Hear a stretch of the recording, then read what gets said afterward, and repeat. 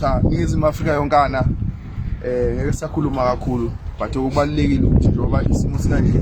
sinikeze ukuthi kwenzakaleni yini eyenzakalayo njengamanje ukuze nani nizokwazi nisemakhaya because ingizwe online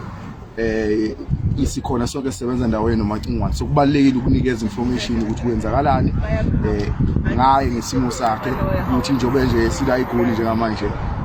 kwenzakalani so sambe kahle yonke into sifikile egoli nensizwa lapho nje ubuyibona nje ba supporters akhe amsupportayo abanye bayeza basuka ngapha beza ngala lasihlangana khona kodwa sithi nje asenzeni ke I media briefing encane so that izokwazi ukuthi kwenzakalani ngicabanga ukuthi ke mina ngizokhulumela ngeside ke njengomuntu osebenzayo bese nginikeza uKhanyile because Khanyile is a political activist umuntu owazi in terms of politics umuntu owazi ileader nje yena ngokwakhe but ke esingakubeka nje ngokolimo oqondile ukuthi bamnikeza nebail okuningi nokuningi ke sisokuthola ke ngawo umhla ka28 khona lapha eGoli mhlawumbe Khanyile nginikeza ithuba mfowethu nawo ubeka okay umuntu akabingelele ubona bonke ababukayo mhlambe umuntu uzokusho ukuthi asiphathekile kahle ngenxa yendlela inkantolo isimo esithathe ngayo abawazi umthetho bazo understanda uma icala lu-schedule 1 kujwayelekile ukuthi umuntu ayithole ibail ngezikhathi eziningi uma icala kufaka isicelo kwiNPA ukuthi ba-add ama charges khona icala lepolitiki indlela isimo esithathwa ngayo sithathwa ngokwepolitiki nanokuthi umuntu akucacise ukuthi ungizwe emkhulu into achajelwa yona uchajelwa ukuthi kwasha amamoli kwasha nezitolo and uma usibone kahle isimo sakwenzeka kaZulu naseGoli angeke ukuphumela obala uthi kungenxa kaNgizwe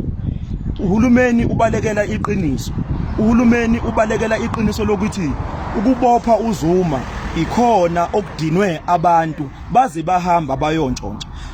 ngolesingisi ulimi ngithini na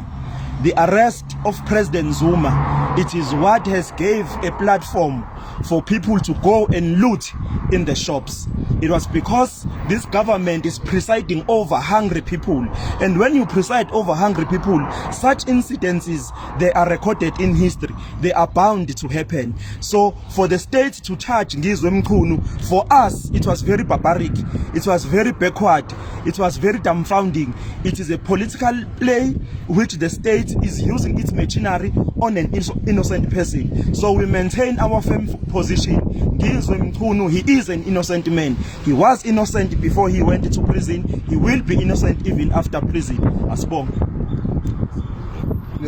Nezinanga uDlamini umzukulu imali naye asho ukuphefumula. Ngiyabingelela bafowethu enibukela iNgizwe online. Bafowethu njengoba silapha asiphathekile kahle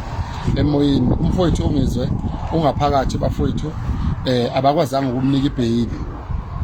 Bengakwazanga ukumnika ibail nje kubhlungu enhlizweni zethu kakhulu. Ungizwe wayengekho kulutho. Ungizwe wathi eGoli uzokwenza imedia briefing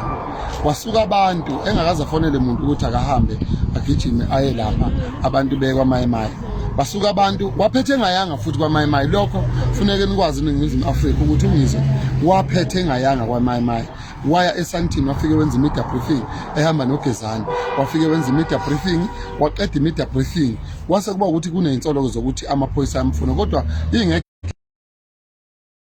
support Ungizwe nangesonto ezayo futhi sizobe sikhona la okungenzeka futhi ukuthi siphinde size ningakapheli isonto ezayo esicelayo kini bafowethu yisupport ngayo yonke indlela ukuthi Ungizwe aphuma kubonakala ukuthi Ungizwe akekho behind kuyo yonke lento ngoba egcineni bona into abayifunayo basola sengathi Ungizwe uwomunye wabantu